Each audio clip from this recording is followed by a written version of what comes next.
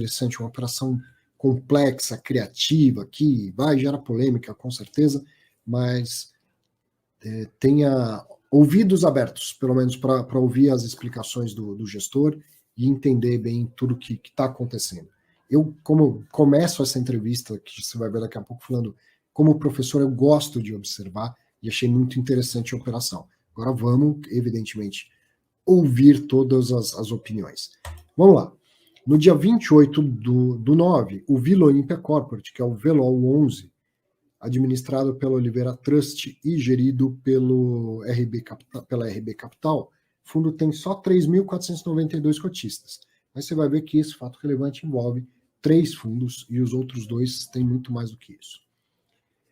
O fundo tinha recebido, primeiro, tá? Não é novidade isso, mas o fundo recebeu um pedido de convocação de assembleia e soltou um fato relevante que estava muito lacônico ali, misterioso, dizendo assim, ó, o VELOL recebeu um pedido de convocação de assembleia, mas pediu mais informações, mais detalhes. A convocação envolve venda de imóvel e liquidação do fundo, mas a gente pediu mais detalhes. Então, naquele momento, não dava para entender e saber direito. E aí, o que acontece agora? O fundo recebeu esclarecimentos sobre a proposta a ser apresentada em Assembleia Geral Extraordinária, convocada pelo PATC11, pelo Pátrio de Edifícios Corporativos, que é detentor de mais de 5% das cotas. O PATC tem mais de 15% das cotas. A proposta é para, primeiro, a venda dos imóveis, são 6 lajes, do fundo para o PVBI 11. Olha que interessante. O PATC convoca uma assembleia para aprovar a venda dos imóveis, mas não para qualquer um. É vender para o PATC 11. Para o PVBI 11. Então, a venda das 6 lajes para o PVBI 11 por R$ 202.176.000, o que equivale a R$ 19.500 por metro quadrado. E mais, aceitando receber parte do valor em cotas do PVBI 11. Então, começa aí. Olha como a operação assim, um movimento num tabuleiro de xadrez, né? Imagina o quanto ela foi pensada ali, desenhada. O PATC11 convoca uma assembleia, PATC11 convoca uma assembleia do VELOL para dizer, VELOL, venda os seus ativos para o PVBI e aceite receber parte do valor da venda dos ativos em cotas do PVBI. Então, essa é a primeira parte para a gente entender. Legal. Já tem novidade aí. E depois, item 2, se o item 1 for aprovado, a liquidação do fundo VELOL, o que é super comum, né? Vender o único ativo que ele tinha, liquida. Mas tem aí novidades também. Mediante a entrega de cotas do PVBI que tenham sido recebidas em pagamento dos imóveis para os seus cotistas. Caramba, olha o caminho dessa história, então. O PATC está aqui convocando a Assembleia. Então, o PATC vai lá, convoca a Assembleia do VELOL. VELOL, quero que você venda os seus imóveis, quero que você venda os seus imóveis para o PVBI, um terceiro nessa operação aqui. Quero que você venda os seus imóveis para o PVBI. E tem mais, quero que você, VELOL, aceite receber parte do dinheiro em cotas do PVBI. E depois, VELOL, eu quero que você seja liquidado e aí, ao invés de vender o seu patrimônio e distribuir rendimentos e amortização, eu quero na prática que você abra o seu patrimônio e distribua aos cotistas. E qual é o patrimônio do VELOL se tudo acontecer? É cotas do PVBI. E aí o PATC, que tem 15% do VELOL, vai receber uma quantidade muito grande de cotas do PVBI. E todo mundo que hoje é cotista do VELOL vai receber cotas do PVBI. Então, olha que jogada, né? Que estratégia toda por trás disso. Pode você concordar, desconcordar e tal, mas que tem uma estratégia muito interessante, muito criativa por trás disso, tem. Aí o João já comenta aqui, ó. Era muito mais fácil pedir incorporação do VELOL ao PVBI, como foi feito no VVPR. Mais fácil, mais reto, João, mais direto, tá? Fácil não, por causa das convocações, das assembleias, isso tudo. Mas eu vou deixar isso tudo para entrevista com o Abud, que já vou levar ao ar daqui a pouquinho, tá bom? Bom, estou vendo que o assunto pegou aqui, agitou, e eu vou. Deixa eu ver se eu já terminei o resumo do fato relevante, acho que sim, que era pouquinha coisa, mas agora vem uma conversa detalhando tudo isso com Rodrigo Abud, gestor do PVBI e também gestor do PATC, né? Muitos detalhes, muitas coisas para a gente aprender aqui. Deixa eu compartilhar. Fique você com mais uma ótima conversa essa semana com o gestor do PVBI e do PATC, Rodrigo Abud. O Abud, que bom que você pôde participar, obrigado pelo esforço, porque essa operação, eu gosto, né? Sou professor, gosto de observar o mercado, gostei da engenharia, mas dá um nó na cabeça, viu? É bom que você nos ajude a entender essa história toda aí. Bom, antes de mais nada, obrigado aí pela oportunidade, é sempre um prazer estar aqui, né, trocando essa ideia, batendo uma bola contigo aí, né, para a gente tentar esclarecer, botar tudo em pratos limpos aí, o que motivou aí o racional dessa transação, né? Se dá um nó na minha cabeça para entender, foram muitos nós que vocês aí buscaram desatar, né? O que já fica claro do lado de cá é um monte de gente sentado discutindo soluções para encaixar aí os dois fundos. Há pouco tempo, Pátria e VBI fizeram uma operação de fusão, e os fundos imobiliários que estavam no Pátria passaram para a gestão do VBI. Então você estava lá tocando e planejando o PVBI, o LVBI, todos os demais fundos da VBI, e aí outros fundos aparecem dentro do portfólio. E aí você tem que começar a pensar o que fazer na melhor gestão dos dois, né? Exato, bom, então vamos lá dar uma geral no racional, né, como nasce, né, como começa o desenho dessa transação. Em julho, a gente anunciou a transação com o Pátria, né, então o VBI e Pátria num acordo de associação, né, unem esforços, e toda a parte imobiliária do Pátria passa para a VBI torna-se o braço imobiliário do Pátria. Com isso, assumimos o PATC Patielli, tá? Desde então, o nosso exercício aqui, sempre pensando com a cabeça nossa aqui, né, como gestor, e sempre pensando com a cabeça do cotista do outro lado, como que ele perceberia, né, esse movimento, né, a gente começa a conjecturar aqui, tentar bolar aquela que seria a melhor solução em todas as frentes. Tá? Poxa, o que se desenhou para o PATC Patielli? Vamos fazer uma fusão de fundos, né? Eles funcionam bem juntos, ou eles competem, dá para ter os dois veículos, né? E desde então a gente vem cada vez mais, né, assumindo ali, tendo mais convicção de que as estratégias elas coexistem muito bem. O PVBI ele tem a estratégia clara de um buy to hold, né, um high grade do office, um fundo, né, de uma estratégia muito simples, localização, qualidade, governança, né? E um buy to hold ali, ou seja, eu compro para segurar ali, né? Passar bons ativos que se valorizam com o tempo, que se defendem bem em momentos de volatilidade, como a gente viu nos últimos 2 anos ali. Nós praticamente não tivemos vacância nesses 2 anos de oscilação do mercado de laje, e essa estratégia do PVBI simples assim. A do PATC, ela vem com uma outra abordagem, né? Ela compra mais lajes, ela não precisa ter um controle, uma governança, né? Lógico que bons ativos nós vamos procurar sempre como premissa, ativos que gerem valor, tudo mais, né? Boas localizações estão muito atreladas a isso, mas a gente pode comprar uma laje aqui, uma laje ali, né? Compra numa oportunidade de mercado, trabalha numa locação, num reposicionamento perante o mercado, gera valor, vende. Então, é um fundo de gestão um pouco mais ativa, de um pouco mais de giro, menos buy to hold, né? Comprar para segurar, mais compra para vender, para gerar valor. Né? E isso a gente conseguiu ali, né? A gente teve esse trabalho de, primeiro, definir essa estratégia, conseguir mostrar que elas não se competem, que tem espaço para os dois, tá? E com o passar do PVB, já estava sendo comprovado nos últimos 2 anos, comprovar ali no PATC que existe oportunidade.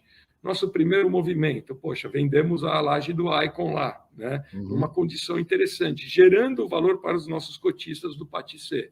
Maravilha, primeira etapa comprovada. Segunda, tivemos ali todo o trabalho de diminuir a vacância do Patissé, né? Trouxemos o Google como ocupante do Sky. Poxa, mostrando ali que a gente consegue gerar valor na gestão imobiliária. Tá? E agora, no terceira fase, poxa, a próxima etapa seria, vamos continuar esse trabalho. Né? O Patissé não é um fundo para um FOF, né? Ele não é um fundo para ter participações indiretas em outros fundos, ele é um fundo para ter ativos reais, tijolo. Tá? Então, vamos girar, vamos criar essa solução, né? Vamos dar um giro nos fundos que a gente tem em carteira. Poxa, olhamos, tínhamos uma carteira de PVBI, já giramos, né? Trocamos essa posição, geramos liquidez, e na carteira tinham outros fundos, sendo que um deles o VELOL. Né? Na carteira de fundos imobiliários tínhamos uma posição de VELOL, na carteira de ativos tínhamos laje no VOC, né? No ativo que é o lastro do VELOL. Então, poxa, pera lá, aqui nós temos uma posição interessante. Juntando VELOL mais a laje, a gente tem uma posição significativa no ativo, de um ativo classe A, bem localizado, né, com todas as premissas básicas daquilo que a gente procura no PVBI, e compondo as duas posições, a gente conseguiria ter ali uma posição estratégica também no nível do ativo. Todas as prerrogativas ali, todas as etapas da estratégia do PVBI cumpridas. Aí a gente fala, poxa, então aqui temos um movimento potencial. Né? E daí que nasce, então, o desenho dessa estrutura. Tá? Por que a gente colocou essa proposta? Porque a gente vê uma baita de uma sinergia, de uma complementaridade, gerando valor ali para os cotistas do VELOL e do Patissé, tá? E trazendo totalmente aderente ali à estratégia do PVBI. Poxa, fazendo essa transação ficaria muito bonito. Né? Qual que seria a forma mais óbvia? Faz uma oferta no PVBI, capta dinheiro, tem lá o dinheiro, vai lá, compra com cash. Poxa, nós ainda não estamos num momento de mercado que a gente consegue se dar o luxo de falar, poxa, tá bom, vou captar 200, 300 milhões de reais e vou comprar o ativo. Né? Daí que nasce, então, toda essa engenharia financeira, essa estruturação, horas e horas horas técnicas de homem-hora, né? Advogados, cérebro, estrutura por trás, desenhando aquilo que seria o melhor formato. Tá? Ou o formato que a gente consegue implementar nesse momento. E daí nasce essa estrutura de proposta. Parte em cash, né, para cobrir os custos da transação, e tenho que abrir uma oferta de PVBI, tá? Se captar, ótimo, a gente vai lá e paga. Como a gente assume a premissa que a captação não seria tão óbvia assim, a gente já coloca na proposta que, se a gente não conseguir a captação total do valor, a gente paga em cotas do PVBI. Né? Então, poxa, fica um desenho interessante também para todo mundo. Ou seja, o caminho reto, vamos dizer, o caminho óbvio seria: o PVBI quer comprar o VELOL. Isso. Bom. E aí, então, vamos sentar e ver alternativas de como fazer isso. Exato. Certo? Exato. E aí a proposta, o PATC agora como um primo do VELOL, né, todo mundo na mesma casa praticamente, ele vai de apoio nessa proposta. Então o PATC tem uma quantidade muito grande de cotas do VELOL, ele convoca uma assembleia com o objetivo de aprovar a venda do ativo para o PVBI.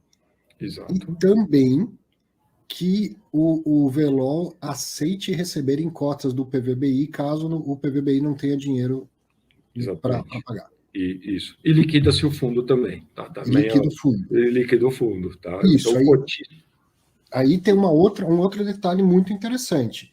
Liquidar um fundo, geralmente o fundo pega todos os seus ativos, vende, sobra dinheiro, aí ele distribui como lucro, como rendimento que foi lucro, e como amortização o que era a devolução do capital.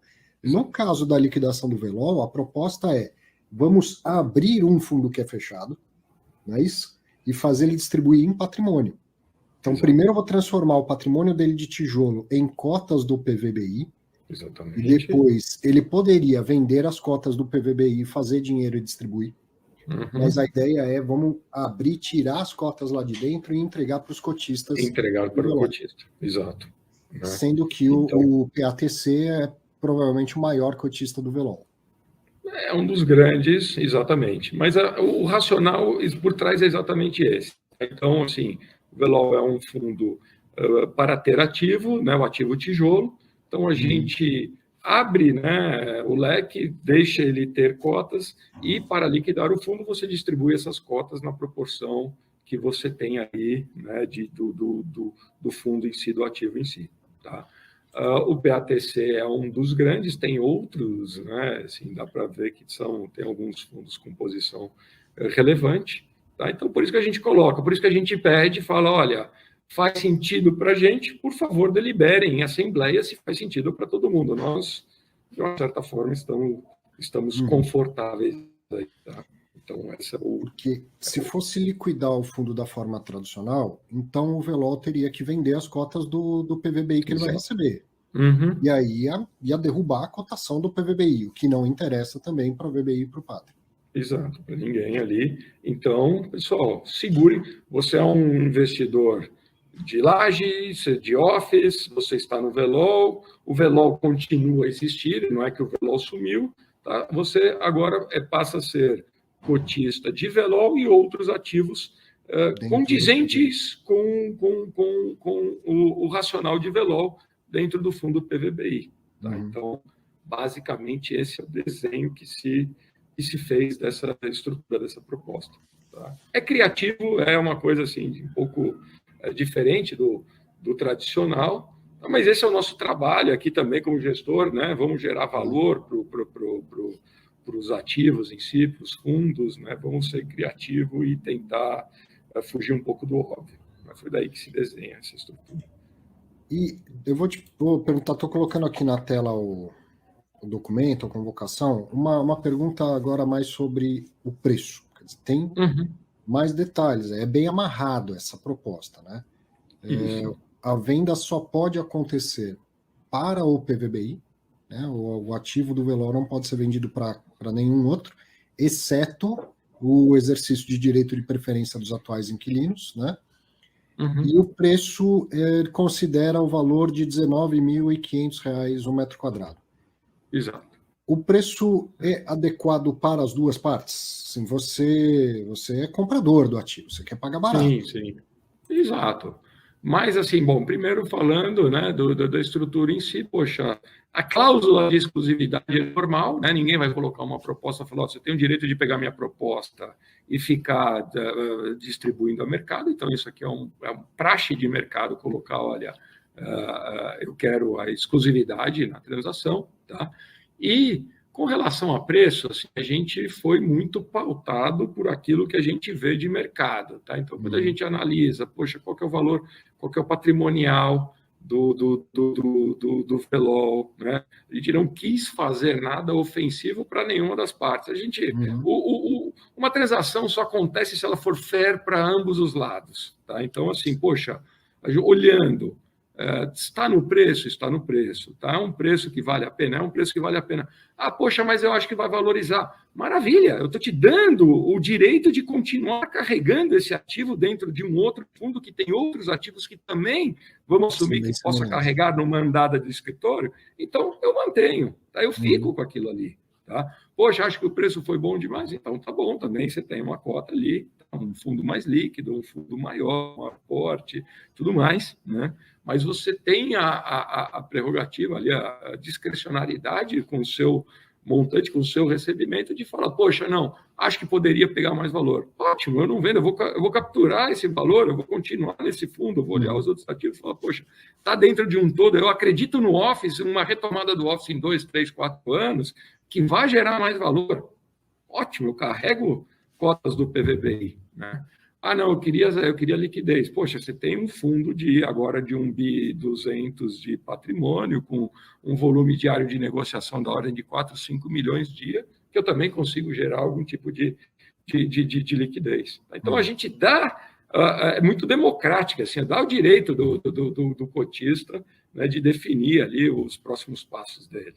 Estou pagando em uma moeda que permite o carrego desse ativo, né, juntamente, esse ativo vai representar algo em torno da ordem de 15% a 20% do novo fundo. Eu acho que ele tem uma valorização de mais 50%, agora eu carrego dentro de um outro veículo, né, e eu vou ter uma valorização dentro desse outro veículo também.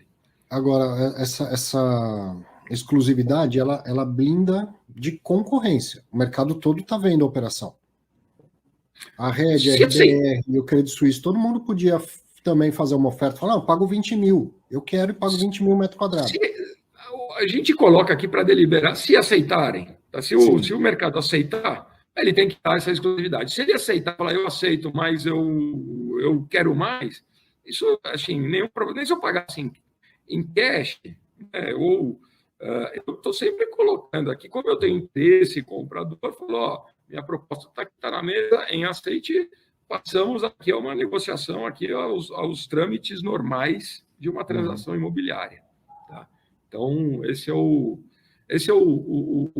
ponto aqui da questão dessa cláusula de exclusividade. Sim, entendi. Tá? Eu não estou abrindo um leilão, eu estou fazendo uma proposta, esse é meu preço. Você aceita ou não aceita? Isso, quero uma resposta, aceita ou não aceita. Se aceitar, maravilha, vamos adiante, vamos para a liquidação. E o legal é que esse aceite, ele vem com 25% das cotas do fundo. Então, ele vem respaldado, né, de uma maioria que é muito difícil de obter, inclusive. Exato. Então, assim, coloco para deliberação. Deliberou? Então, maravilha. Então, vamos para os finalmente, vamos para liquidar. Não estamos aqui brincando, né? Perdendo tempo, nada. Estamos aqui com interesse real. Aceitou? Vamos para o fechamento. Né? Vamos para os trâmites normais do fechamento. Legal. Bom, uma pergunta que eu vi no fórum do Clube FI é, mas por que então o PVBI não vai lá e incorpora o VELOL? Não seria mais reta, mais simples a operação? Aqui sempre estamos falando aqui como quem tem interesse real na aquisição, tá? E estamos aproveitando o momento. Tá? Então, poxa, quero fazer, sim, gosto da transação, quero fazer e rápido. Né? Então, assim, quais são as formas que são mais rápidas, tá? Entre aprovações, assembleias, tudo mais, tal. Aquilo que a gente desenhou que teria maior celeridade para os cotistas seria dessa forma como foi desenhado. Tá? Então, eu vou, abro a oferta, tento captar, captei, né? Maravilha, vou lá, pago em dinheiro, não captei, eu vou lá, pago em cota, mas eu termino essa transação, não deixo ela aberta, poxa, não, então aprova aqui, aprova no outro, aprova em todo mundo. É uma transação um pouco mais célere para todo mundo, né? Gera valor. Se não teria que aprovar tanto no PVBI quanto no VELOL, quer dizer, duas assembleias, tanto mais. Exato. Então, é simples assim. É realmente assim, olha, foi muito estudo, né? Muita deliberação interna e realmente tem um interesse de fazer isso aqui rápido. Então, legal. Bom, eu acho que por enquanto tirei minhas dúvidas. Outras podem aparecer do mercado. Se você quiser comentar mais alguma coisa também, espaço aberto. Mas já te agradeço pelo esforço aí de nos ajudar a entender.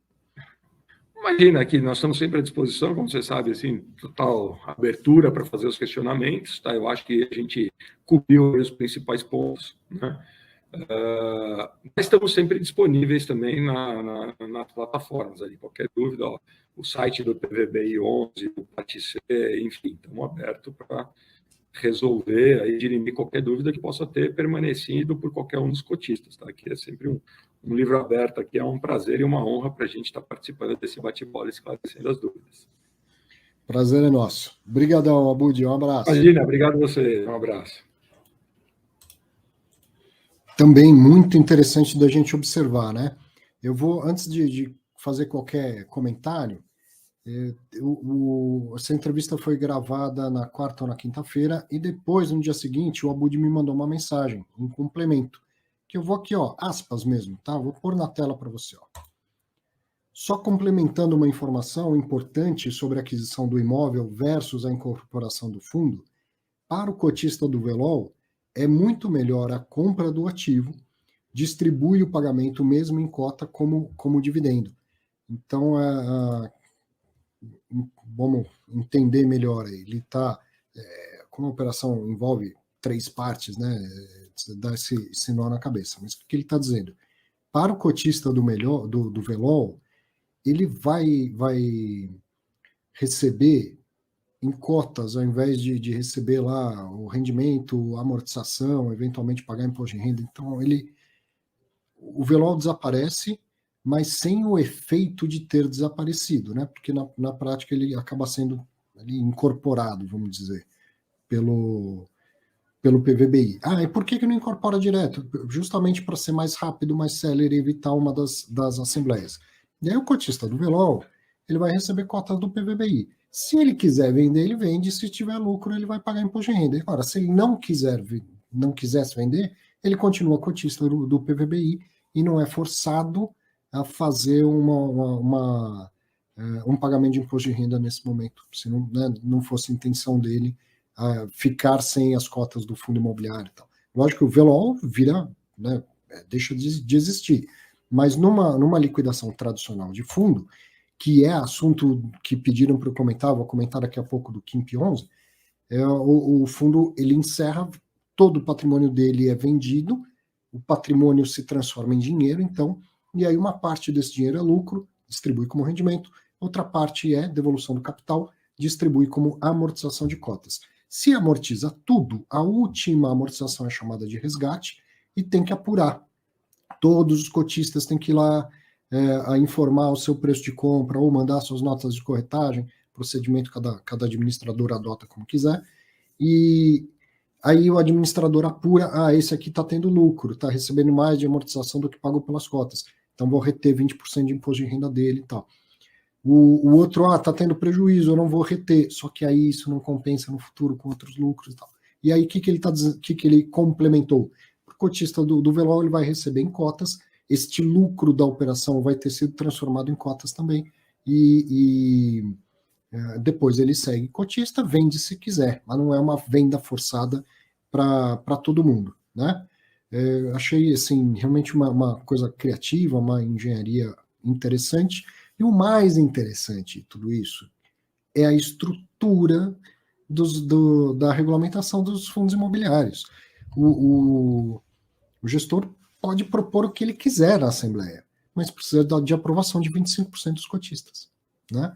O Edivaldo fez uma pergunta aqui: o PATC vota ou não vota? Ele é conflitado ou não é conflitado? Eu também tenho essa dúvida. Foi o Fernando está dizendo aqui também a respeito disso. Ele então convoca, mas não vota por estar conflitado. Eu tenho essa dúvida, eu tenho a impressão que o PATC fica conflitado e não vota, mas digamos que não seja conflitado e que o PATC possa votar. Ele tem 15,9% das cotas, ele não tem 25%. Sozinho ele não decide isso. Então, se for aprovado, é porque a imensa maioria dos cotistas votaram e aprovaram. Entende? Essa é uma parte que eu falo que resolve tudo, que é a Assembleia Geral com quórum qualificado. Os gestores reclamam bastante do quórum qualificado, eu entendo a reclamação deles, e eu acho que a CVM pode até buscar atender um pouco disso, mas é super importante que esse tipo de decisão seja difícil mesmo de aprovar, né? O que os gestores reclamam? Que para alguns fundos esses 25% está se tornando impossível. Tem um monte de fundo com 300 mil cotistas, 200 mil cotistas, e na prática é quase impossível acessar 25% da base. Tá bom, então que mude de 25 para 17,8, não sei, mas tem que continuar sendo difícil. Tem que continuar sendo difícil. Então vem a proposta que for, mais criativa, boa, ruim, não sei. Quem decide isso? Cada um dos cotistas que vai lá e tem que votar, né? Então eu gostei de ver a provocação, de ver mais uma operação criativa no mercado. Tá difícil de emitir, tá difícil de captar dinheiro. Vamos dar um jeito da coisa andar. Podia também vir uma alavancagem, mas a alavancagem não está fácil de ser feita, as taxas de juros estão altas. Então os profissionais do mercado, né, de fundos imobiliários estão encontrando alternativas para fazer negócio. E o que Outra coisa, em relação a quem vota, quem não pode votar e tal, isso realmente não perguntei, me faltou essa pergunta, né, sobre o potencial conflito de interesse. Na hora, realmente, deveria ter feito e não fiz. Mas nessas operações que envolvem, inclusive, venda e liquidação do fundo, quando ela é bem feita, não posso dizer corretamente, porque a instrução CVM não fala o que pode fazer, não fala de etiqueta, não fala de ética ou coisa assim. Mas quando ela é bem feita, de uma maneira, quero dizer, buscando ser o mais correto possível, o mais transparente possível, não é uma surpresa para o gestor do VLOL essa convocação. Não posso afirmar, não posso ter certeza disso, mas muito provavelmente Pátria, VBI já tinham falado com o gestor do VLOL, já devem ter falado com outros cotistas relevantes do VLOL. Né? O mercado se fala, o mercado se conhece. Então, ele vem... O próprio Abud passou por isso no passado, com o fundo lá do que tinha o prédio da Bota, o FL 4440. Se não me engano, a RBR convocou uma assembleia para vender e liquidar o fundo. E aí não foi uma surpresa para o Abud. A RBR entrou em contato, olha, a gente vai fazer isso, a gente entende que é melhor vender esse imóvel, que está na hora de vender esse imóvel, um fundo monativo e tal, não sei o quê. Bom, legal. Com um tempo que a VBI se estruturou e falou, tá bom, quer vender? Pode vender. Vendeu para o PVBI. Ele tinha convicção de que queria ficar com o imóvel e tal, não sei o quê. Então teve tempo, teve conversa, né? E não é assim, tudo bem, você vai ficar chateado se eu fizer. Não é isso, eu vou fazer. A instrução CVM 472 me permite fazer. Mas eu estou aqui te avisando que isso vai ser feito e você pode procurar alguma outra providência que resolva a situação. Então, muito provavelmente, VLOL, o gestor do VLOL RB Capital já tinha sido avisado que isso ia acontecer. Outros cotistas do VLOL, além do PATC, já devem ter sido consultados. Não significa que tá tudo combinado, marcado, vai ser aprovado. Não, não é isso. A HGPO não foi aprovado, né? E assim por diante. Não significa que é um joguinho de cartas marcadas, não é isso, tá? Mas já deve ter tido conversas, inclusive com outros investidores. E mesmo que PATC possa votar, ele não tem os 25% necessários para aprovação. Então precisa passar pelo crivo de outros cotistas, bastante, né? Mas praticamente 10%.